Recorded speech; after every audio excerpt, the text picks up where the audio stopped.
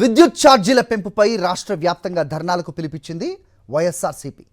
మాజీ CM YS Jagan ఆదేశాల మేరకు అన్ని నియోజకవర్గాల్లో విద్యుత్ కేంద్రాల ఎదుట వైఎస్ఆర్సీపీ నేతలు నిరసనలకు సిద్ధమయ్యారు.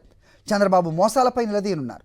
విద్యుత్ ఛార్జీలను పెంచేది లేదని, వీలైతే తగ్గిస్తానంటూ ఎన్నికలకు ముందు చంద్రబాబు చేసిన హామీలను లేవనెత్తనున్నారు. అధికారంలోకి వచ్చిన 6 నెలలకే ఏపీ ప్రజలపై 15,485 కోట్ల భారం వేసింది కూటమి సర్కార్. చంద్రబాబు బాదుడు నిర్ణయాలపై వైఎస్ఆర్సీపీ నిరసనలకు నిర్ణయించగా ధర్నాలను అడ్డుకునేందుకు పోలీసులను ఉసిగొలుపుతోంది ప్రభుత్వం. ఇటు అనంతపురం జిల్లా ఉరవకొండలో వైఎస్ఆర్సీపీ నేతలపై పోలీసులు బెదిరింపులకు దిగారు. అయినా తగ్గకుండా పోరుబాటులో పాల్గొని నిరసనలకు విజయవంతం చేస్తా ఉంటున్నారు కరెంటు బిల్లుల బాధితులు. కర్నూలులో వైఎస్ఆర్సీపీ పోరుబాట ప్రారంభమైంది. చంద్రబాబు సర్కార్ విద్యుత్ ఛార్జీల బాధను వ్యతిరేకిస్తూ వైఎస్ఆర్సీపీ పోరుబాట పట్టింది. పెంచిన ఛార్జీలు తక్షణమే వెనక్కి తీసుకోవాలని వైఎస్ఆర్సీపీ నేతలు డిమాండ్ చేస్తున్నారు. కర్నూలులో ఏంటి పరిస్థితి, మా కరెస్పాండెంట్ లోకేష్ అడిగి తెలుసుకుందాం. లోకేష్, చెప్పండి. అది పెంచిన విద్యుత్ ఛార్జీలకు వ్యతిరేకంగా వైఎస్ఆర్ కాంగ్రెస్ పార్టీ పోరుబాట పట్టింది. ఏదైతే ఇచ్చిన హామీలను మైమర్చి విద్యుత్ ఛార్జీలు పెంచడంపై సామాన్యులపైన మరింత భారం పడుతున్న నేపథ్యంలో సామాన్యుల తరపున వైఎస్ఆర్ కాంగ్రెస్ పార్టీ ఈ యొక్క పోరుబాట పట్టడం జరిగింది. ఉమ్మడి కర్నూలు జిల్లాలోని అన్ని నియోజకవర్గ కేంద్రాలలో వైఎస్ఆర్ కాంగ్రెస్ పార్టీ శ్రేణులు నిరసన ర్యాలీలుగా నిర్వహించి ఆ ఎస్సీలకు ఆ యొక్క వినతి పత్రాలను కూడా సమర్పించనున్నారు. ఏదైతే పెంచిన విద్యుత్ ఛార్జీలను తగ్గించాలంటూ డిమాండ్ చేస్తున్న పరిస్థితి అయితే కనపడుతుంది. ప్రస్తుతం ఈ అంశంపై మాట్లాడేందుకు నంద్యాల జిల్లా వైఎస్ఆర్సీపీ అధ్యక్షుడు వారితో మాట్లాడదాం.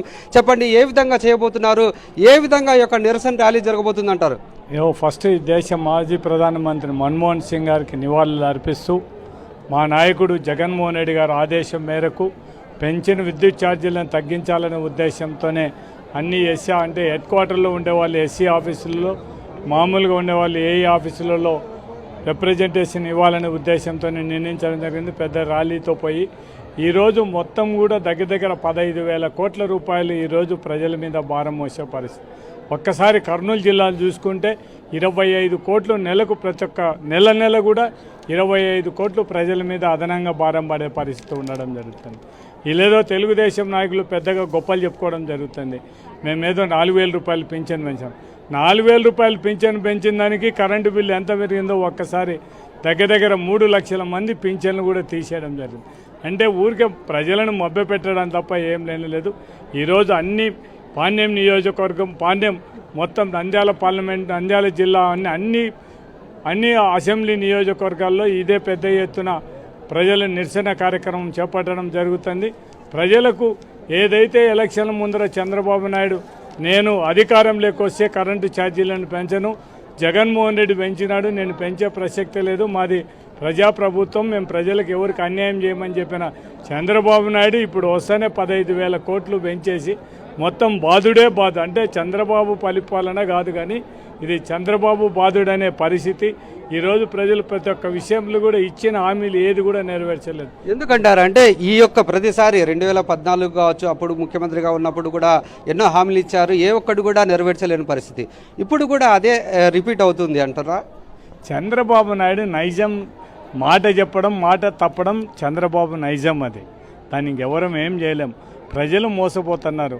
మేము ప్రజలందరినీ కూడా కోరేది ఒకటే, 2014లో మోసపోయినారు, 2024లో చంద్రబాబు నాయుడు మాట. అంతకుముందు జగన్మోహన్ రెడ్డి పరిపాలనలో ఈ దేశం, ఈ రాష్ట్రం అంతా కూడా శ్రీలంక అయిపోతుంది. మొత్తం జగన్మోహన్ రెడ్డి ఇష్టం వచ్చినట్టు బట్టన్ నొక్కి డబ్బులు చేస్తాను. అటువంటి నాయకులు వచ్చి మళ్ళీ ఎలక్షన్ల ముందర మేము హామీలు ఇస్తాం, సూపర్ 6లు ఇస్తాము, అన్నీ ఇచ్చేస్తాము, మేము సంపాదన సృష్టిస్తామంటే సంపాదన ఏ విధంగా సృష్టించగలరు? ఉండే రాష్ట్ర ఆదాయం కూడా 200% పడిపోయిన పరిస్థితి ఈరోజు. అంతకుముందు దగ్గర ఈ బడ్జెట్లో 65,000 కోట్లు లోటు బడ్జెట్, రేపు మార్చి చూసుకుంటే అంత లోటు బడ్జెట్ అయితే ఏ విధంగా చంద్రబాబు నాయుడు పరిపాలన చేయగలుగుతున్నాడు ప్రజలు కూడా ఆలోచించాల్సిన అవసరం. మరి ఈ యొక్క సామాన్య ప్రజల మీద మరింత భారం పడుతుంది కదా. ముందే అసలు నిత్యావసర ధరలు అయితే చాలా పెరిగిపోయిన పరిస్థితి కనపడుతుంది. ఇప్పుడు విద్యుత్ ఛార్జీలు పెంచడం వల్ల కరెంటు బిల్లు కూడా ఎక్కువగా కట్టాల్సి వస్తున్న పరిస్థితి కదా. మరి సామాన్యులు మీతో ఏమంటున్నారు?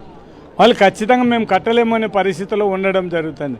మీరు ఒక్కసారి ఆలోచించండి, కర్నూలు జిల్లాలోనే నెలకు 25,000 కోట్లు ఎల్టీ కానీ హెచ్డీ కానీ, దీని మీద ఎల్టీ అయితే 12 కోట్లు, హెచ్డీ అయితే 13 కోట్లు. ఏ ఇండస్ట్రీలు కూడా వాళ్ళ ఇండస్ట్రీలు నడుపుకోలేని పరిస్థితి. ఏ సామాన్య ప్రజలు కూడా మొత్తం ఎవ్వరు కూడా కరెంటు బిల్లు కట్టలేని పరిస్థితి. వాళ్ళు అంతకుముందు మాట్లాడిన చంద్రబాబు నాయుడు పేపర్ చూపించి ఇదంతా మీరు కట్టగలరా మీరు ఒకసారి అదే ఆ మాట మాట్లాడిన చంద్రబాబు నాయుడు ఈరోజు మొత్తం ఎట్లా పెంచుతున్నాడు అనేది కేవలం అంటే ప్రజలను మభ్యపెట్టే ఓట్ల కోసం మాటలు చెప్పడం తప్ప ప్రజలకు ఏం చేయాలనేది వీళ్ళ కూటమి ప్రభుత్వం ప్రజలను మోసం చేయడం తప్ప ప్రజలకు ఎటువంటి మంచి కార్యక్రమం చేయాలనే ఉద్దేశం లేనే లేదు. చంద్రబాబు నాయుడు ఒకటే నా హామీలు నమ్మినారు, నేను ప్రజలను మోసం చేస్తున్నాను, ఇవన్నీ నేను ఇవ్వాల్సిన అవసరం కూడా లేనే లేదు.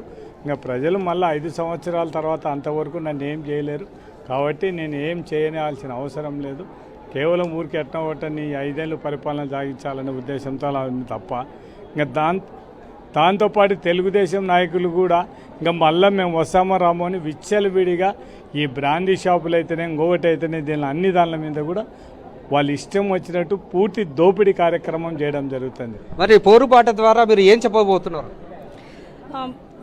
గత ప్రభుత్వంలో మన జగనన్న ఉన్నప్పుడు ఎవరైతే చంద్రబాబు నాయుడు అండ్ కూటమి వాళ్ళంతా కలిసి అంటే మనం గడప గడప చేస్తూ సంక్షేమ పథకాలన్నీ ప్రజలకు వివరించే టైంలో కూడా వాళ్ళు వచ్చి బాధుడే బాధుడు అంటూ అసలు దొంగ హామీలు అంటే ఇన్ని సంక్షేమ పథకాలు ఇచ్చిన జగనన్నను కూడా వాళ్ళంతా తిడుతూ ఎలా చేశారో మనమందరం 5 సంవత్సరాల కాలం చూసాము. మరీ మొన్న ఎలక్షన్ల ముందు వాళ్ళు ఏవైతే దొంగ హామీలు ఇచ్చి ప్రజలకు ఏ విధమైన అంటే కరెంటు ఛార్జీలతో సహా ఏ రేట్లు కూడా పెంచాము అని చెప్పి దొంగ హామీలు ఇచ్చి అలాగే సూపర్ 6 ఇంకా మిగిలిన చాలా హామీలు మరీ ముఖ్యంగా అమ్మకు వందనం అన్నారు కానీ నాన్నకు ఇంధనం మాత్రం ఇచ్చారు. వాళ్ళు రావడమే ఎక్కడ చూసినా వీధికి ఒక వైన్ షాప్ పెట్టారు, అలాగే సిట్టింగ్ పెట్టారు, నాన్నకి ఇంధనం ఇచ్చి ఇంట్లో ఉన్న డబ్బులన్నీ కొల్లగొట్టే పరిస్థితి చంద్రబాబు నాయుడు అని చేశారు. మరి మనకందరికీ తెలుస్తూనే ఉంది సామాన్యులందరి నడ్డి విరుస్తున్నారు ఈ కూటమి ప్రభుత్వం. అందుకే మనమందరము ఈరోజు మన మాజీ ముఖ్యమంత్రి వర్యులు జగన్మోహన్ రెడ్డి గారి ఆదేశాల మేరకు మన అన్న కాటసాని రాంభూపాల్ రెడ్డి అన్న గారి చెప్పండి, అంటే సామాన్య ప్రజలకు ఎటువంటి ఇబ్బంది అంటారు? సామాన్య ప్రజలకు ప్రతి ఒక్కటి ఇబ్బందే. ఎందుకంటే ఇప్పుడు చూస్తున్న ప్రజలందరూ మాకు ఈ ప్రాబ్లమ్స్ అంటే చంద్రబాబు నాయుడు గారు ఎలక్షన్స్ ముందు ఈ ప్రభుత్వం కంటే ఎక్కువ ఇస్తామని చెప్పారు. దాన్ని ప్రజలు నమ్మి ఓటేయడం జరిగింది. ఇప్పుడు చూస్తే జగన్మోహన్ రెడ్డి గారు ఇచ్చిన ప్రతి ఒక్కటి నెరవేర్చడం జరిగింది, కానీ ఈయన ఇచ్చిన దానికి ఏది ఇప్పటివరకు నెరవేర్చలేదు. అలాగే పైగా విద్యుత్ భారాలు అలాగే నిత్యావసర ధరలు పెరగడం జరిగింది కాబట్టి ప్రజలకు విసుగెత్తింది. కాబట్టి మనం ఇప్పుడు మొన్న రైతులకు సంబంధించిన ధర్నా జరిగింది. ఈరోజు ప్రజలు ఇంకా మేము విద్యుత్ ధరలు పెరిగాయి కట్టలేమనే పరిస్థితిలో ఉన్నారు కాబట్టి వాళ్ళందరూ వచ్చి మా ఎమ్మెల్యే గారిని కానీ ప్రభుత్వం దగ్గర అదే మనం చూసుకున్నట్లయితే పూర్తి స్థాయిలో యొక్క పోరుపాట ఏదైతే ప్రజలకు వ్యతిరేకంగా పాలన కొనసాగుతుందో దీన్ని నిరసిస్తూ ఈరోజు చూసుకున్నట్లయితే పెద్ద ఎత్తున ఉమ్మడి కర్నూలు జిల్లాలో పెద్ద ఎత్తున యొక్క భారీ ర్యాలీ అయితే జరగబోతుంది. ప్రతి నియోజకవర్గంలో యొక్క నిరసన జ్వాలలన్నీ వెలువెత్తుతున్నాయి. హరి. ఓకే లోకేష్.